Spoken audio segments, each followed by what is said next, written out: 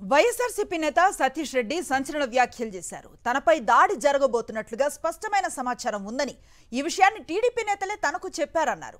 తనను కాపాడాల్సిన బాధ్యత పోలీసులదే అని చెప్పారు.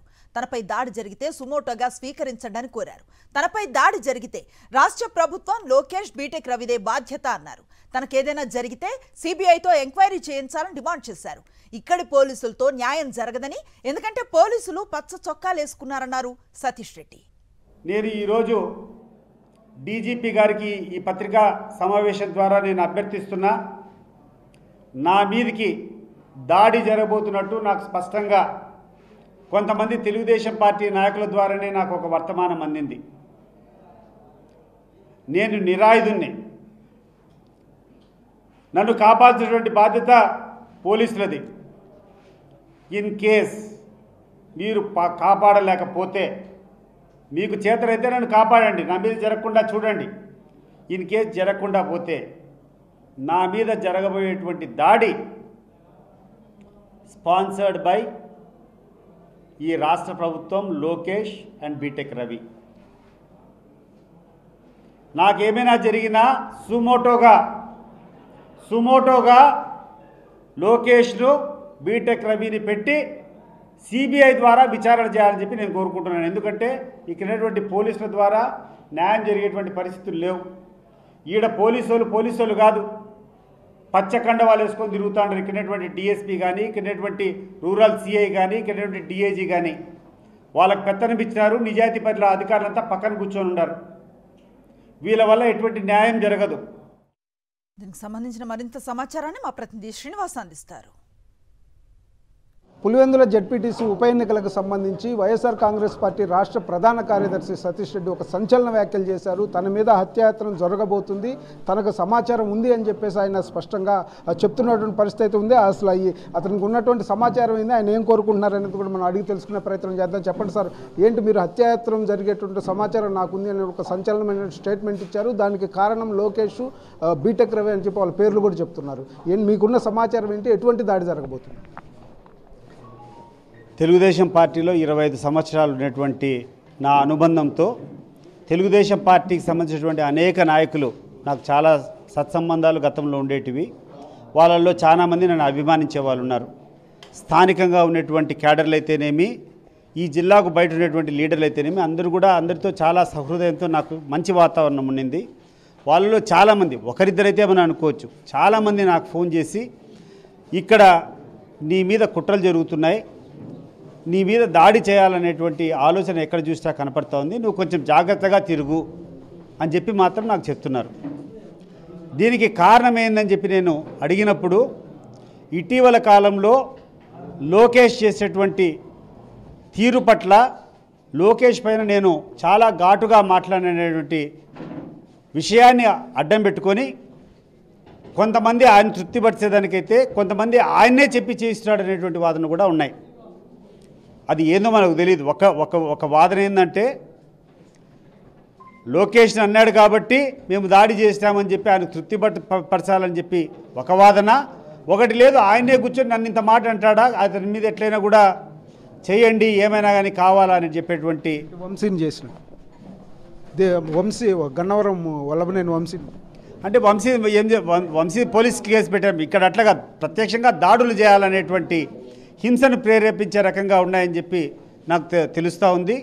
ఏది ఏమైనా నేను ఒక నేమ్ అడగడం లేదు, నాకు తెలిసినటువంటి సమాచారం ఇది. గతంలో ఏం జరిగిందంటే, లోకేష్ ఎక్కడైనా మా నాయకుడిని తీవ్రమైనటువంటి పదాలతో మాట్లాడినప్పుడు నేను కూడా అదే తీవ్రమైనటువంటి పదాలతో మాట్లాడడానికి కారణం ఏంది, లోకేష్ ఏ భాష మాట్లాడినాడో నేను అదే భాష మాట్లాడినా. దానికి అతను జీర్ణించుకోలేకపోతున్నట్టున్నాడు, లేకుండా అంటే వాళ్ళ క్యాడర్లు జీర్ణించుకోలేకపోవచ్చేమో.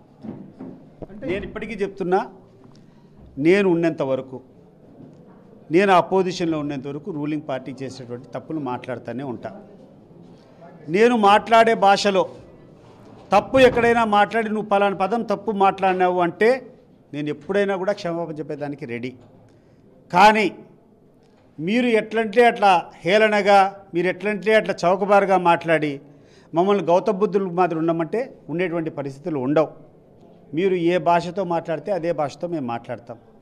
దానికి ప్రతిగా మీరు మాట్లాడకుండా భౌతిక దాడులకు దిగుతామంటే దిగండి. నాకు రక్షణ ఈ రాష్ట్రంలో ఈ దేశంలో ఉన్నటువంటి పౌరునిగా నాకు ఉండేటువంటి రక్షణ, నాకు ఉండేటువంటి హక్కులు నాకున్నాయి. నాకునేటువంటి హక్కులతో నేను అడుగుతున్నా, నేను చెప్తున్నాను. ఈరోజు ఒక పిటిషన్ డీజీపీ గారికి పంపిస్తున్నా. రేపు మన్నాడు కోర్టు హాలిడేస్ కాబట్టి బహుశా సోమవారం కోర్టులో కూడా ఆ పిటిషన్ వేయడం జరుగుతుంది. నా మీద ఎటువంటి దాడి జరిగినా దానికి బాధ్యులు లోకేష్, బీటెక్ రవి. వాళ్ళను సుమోటోగా ముద్దాయిలుగా చేసి కుట్రదారులుగా చేసి సిబిఐ ద్వారా ఎంక్వైరీ చేయండి. ఒకవేళ సిబిఐ ఎంక్వైరీ చేసుకొని వాళ్ళు నిర్దోషులు అనుకోండి, వదిలిపెట్టేయండి. ఎవరు దోషినా అప్పుడు వాళ్ళు తేల్చండి. బట్ సుమోటోగా మాత్రం మొట్టమొదట వాళ్ళనే విచారించాలా, అది కూడా సిబిఐ ద్వారానే విచారించాలా. ఈ దేశ పౌరునిగా నేను కోరుకునేటువంటి అభ్యర్థన ఇది. నేను గతంలో ఎమ్మెల్సీగా పనిచేశా. ఈ రాష్ట్రానికి శాసనమండలికి ఉపాధ్యక్షునిగా పనిచేశా. ఈరోజు వైఎస్ఆర్ కాంగ్రెస్ పార్టీ ప్రధాన ప్రతిపక్షంగా ఉన్నటువంటి వైఎస్ఆర్ కాంగ్రెస్ పార్టీకి ప్రధాన కార్యదర్శిగా ఉండా. నాకు భద్రత కల్పించాల్సినటువంటి బాధ్యత ఈ రాష్ట్రంలో ఉన్నటువంటి పోలీస్ అధికారులది, ఈ రాష్ట్రంలో ఉన్నటువంటి అన్ని వ్యవస్థలది. కానీ ఇక్కడటువంటి పరిస్థితులు చాలా తీవ్రమైనటువంటి దుస్థితిలో ఉన్నాయి. ఎవరైతే దాడి చేస్తారో దాడి చేసినటువంటి వాళ్ళు పోలీస్ సహకారంతో వచ్చి దాడి చేసేటువంటి పరిస్థితులు ఉన్నాయి. ఎవరైతే కాపాడాలనో ఆ వ్యక్తులే కూర్చొని హేళనగా కూర్చొని పత్తి వ్యాపారం అని చెప్పడమో, మేము లేకుండా ఉంటే తలకాయలు లేచిపోయిండేటివి అనే రకంగా వాళ్ళు మాట్లాడుతున్నారు. ఒకవేళ డిఐజీ గారు మీరు మాట్లాడినటువంటి మాటలు మీరు అందరూ కూడా చూశారు. నేను అడుగుతున్నాను, మీ వ్యవస్థ అంటే, మీ పోలీసులు అంటే ఇంత చులకనగా ఉందా? తెలుగుదేశం పార్టీ క్యాడర్లకు మీరంటే ఎంత గౌరవం ఉందో చూడు. నువ్వు ఒక 100 మీటర్ల దూరంలో ఉంటే వాళ్ళు వచ్చి ఒక ఎమ్మెల్సీ మీద, ఒక వైఎస్ఆర్సీపీ కాంగ్రెస్ నాయకుల మీద దాడి చేసి కొట్టి ఆ కాళ్ళ మీద పెట్రోల్ పోసి కాల్చేంత పరిస్థితి ఉందంటే కదా మీరు ఏ రకంగా వ్యవహరిస్తున్నారో ఈ ప్రజలందరూ కూడా చూస్తున్నారు. ఈ రాష్ట్ర పోలీసు మీద నాకు ఎటువంటి నమ్మకం లేదు. నా మీద ఏమి జరిగినా కూడా సుమోటోగా వీళ్ళిద్దరిని ఫస్ట్ చేసి తర్వాత సిబిఐ ఎంక్వైరీ చేయాలి. వాళ్ళు నిజంగా వాళ్ళకి సంబంధం లేదనుకో, వాళ్ళు ఇస్తారు కదా క్లీన్ చిట్. అంటే కొంతమంది ఒక ప్రత్యేకమైనటువంటి టీములు కూడా నడుస్తున్నాయని మొన్న జరిగినటువంటి ఒక 2 దాడులు జరిగినాయి వైఎస్ఆర్ కాంగ్రెస్ పార్టీ వాళ్ళ మీద. టీములు ప్రత్యేకంగా దీనికోసం ఏర్పాటు చేశారంటే ఒక ప్రచారం సాగుతుంది. ఆరోపణలు వైఎస్ఆర్ కాంగ్రెస్ పార్టీ నుంచి కూడా ఇదే ఆరోపణలు వస్తున్నాయి. అంటే వాళ్ళు కూడా మీ మీద ఏమైనా అటాక్ చేసే అవకాశం ఉందనుకుంటున్నారా? అంతే కదా, ఇక్కడటువంటి బ్యాచ్లు ఏ రకంగా ఉన్నాయో కొంతమంది బ్యాచ్లు చూసుకొని విచ్చలవిడిగా మీదికి పంపిస్తుంటారు. ఈరోజు వైఎస్ఆర్ కాంగ్రెస్ పార్టీ నాయకత్వం ఏమి చేసినా కూడా క్యాడర్లందరూ కూడా అనవసరంగా ఇరుక్కుంటారు. వద్దు అని చెప్పేసి మేము అనుసరిస్తున్నటువంటి మెతక వైఖరిని మా అసమర్థతగా వీళ్ళు తీసుకుంటున్నారు. అసమర్థతకు కూడా ఒక కాలం అనేది ఉంటుంది. ఈ యొక్క మౌనానికి కూడా ఒక హద్దు అనేది ఉంటుంది. ఆ హద్దు దాటిన తర్వాత వాళ్ళకు కూడా తెలుస్తుంది ఎట్లుంటాయో. నేను చెప్తున్నాను పోలీసులకు, ఇంకా మీదట ఏమి జరిగినా కూడా దాని బాధ్యత మీరే వ్యవహరించాలా. ఈ రాష్ట్రంలో ఉన్నటువంటి ప్రతి ఒక్కరికి ఇక్కడటువంటి పరిస్థితులు తెలియజేస్తూ ఇప్పుడు కూర్చొనంతా లేఖలు రాస్తాం.